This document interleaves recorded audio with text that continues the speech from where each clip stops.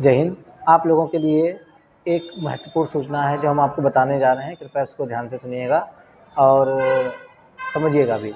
हमारे यहाँ कोचिंग में आरपीएफ और यूपी पुलिस दोनों बैचेस चल रहे हैं।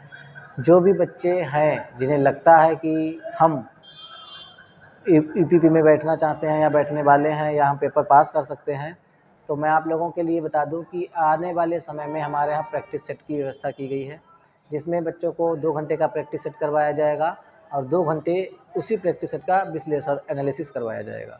तो जिस बच्चे को भी प्रैक्टिस सेट की आवश्यकता है, जिनका सिलेबस पूरा हो चुका है, सिर्फ प्रैक्टिस सेट लगाना है, तो यहाँ पर आकर कंपटीशन कर सकते हैं। और आरपीएफ का बैच 4 से 7 में चल रहा है। जिन बच्चों ने फॉर्म फिल कर दिया है, डाल दिया है, वो आरपीएफ का बैच ज्वाइन कर लें।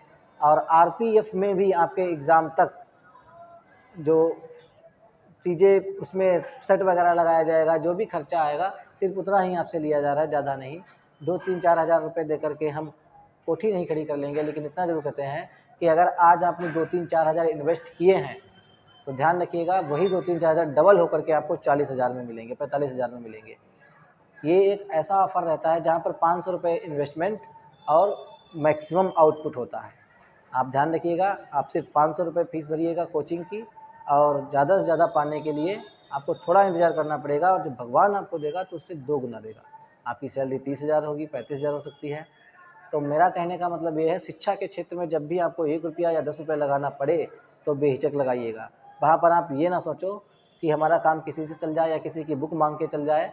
ध्यान रखिएगा, अगर शिक्षक में समय लग रहा है तो सबसे बड़ी कमी आपकी कहीं ना कहीं है, या तो फिर आप चीज़ों को पूरा नहीं कर पा रहे हैं, आप समय नहीं दे पा रहे हैं। इसलिए जो सिलेक्शन आपको 4 साल में लेना है वो 4 साल में ही लेना है, ऐसा ना हो वो 8 साल में चला जाए, क्योंकि ना तो बार बार मौके मिलते हैं और ना ही तो बार बार वैकेंसियाँ आएंगी। मैं सीधी स्पष्ट बात आपसे बोलता हूँ और एक बार फिर से कहूँगा कि जितने भी बच्चे हैं, खासकर जो बच्चे ऐसे हैं बहुत ही ज़्यादा आर्थिक रूप से कमज़ोर हैं, जिन्हें लगता है कि हम 15,000, 20,000 या 30,000, 40,000 या 1200 रुपया या 1500 रुपये महीना नहीं दे पाएंगे, वो लोग कोचिंग में आएँ, हमसे मिले आकर के। हम उनसे जितना हो सकेगा उनका सहयोग करेंगे और ध्यानपूर्वक बढ़िया से यहाँ पर कोचिंग में बैठकर अपना अध्ययन करें। अलग अलग टीचर्स लगे हुए हैं, अलग अलग बैचेस हैं। जिस बैच में आपको पढ़ना है आरपीएफ का, जीडी का, यूपीपी का, वो आप पढ़ सकते हैं, लेकिन आपको शर्त यही रहेगी कि किसी भी प्रकार का कोई भी व्यवधान उत्पन्न आपको नहीं करना यहाँ पर है, क्योंकि यहाँ के नियम बहुत ज़्यादा ही सख्त हैं। हमें भीड़ बढ़ाना बिल्कुल पसंद नहीं है। 4 बच्चे हमारे पास बैठ करके अगर ढंग के पढ़ते हैं तो हम 4 को पढ़ाएंगे, लेकिन 40 बच्चे अगर बदतमीज़ बैठेंगे तो हम उनको नहीं पढ़ाएंगे। तो आपको फिर से एक बार बोल दें, क्योंकि हम आपके माता पिताजी के पैसों को ख़राब नहीं करना चाहते, उनकी उम्मीदों पर पानी नहीं फेरना चाहते हैं। ध्यान रखना, अगर माता पिताजी के सामने आपको सक्सेस मिल जाती है तो इससे बड़े सौभाग्य की बात कोई नहीं है।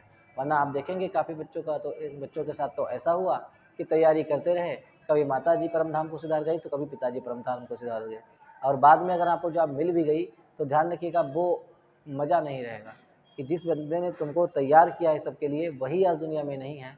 तो इस सक्सेस का कोई मतलब नहीं बनता है, बस शादी करो और खर्चे किसी के उठाओ। तो मेरा आप लोगों से निवेदन है कि जो समय आपको मिला है कृपा कर करके उसको ज़्यादा से ज़्यादा अपने ऊपर खर्च करें और माता पिताजी का नाम रोशन करने के लिए। ठीक, जितने भी बच्चे ऐसे हैं जो बैचेस पढ़ना चाहते हैं यूपीपी का, आरपीएफ का, तो मुझे कॉल कर सकते हैं, मुझे डायरेक्ट मिल सकते हैं, मुझसे जितना कुछ होगा उतना सहयोग करेंगे। ठीक, जय हिंद, जय भारत।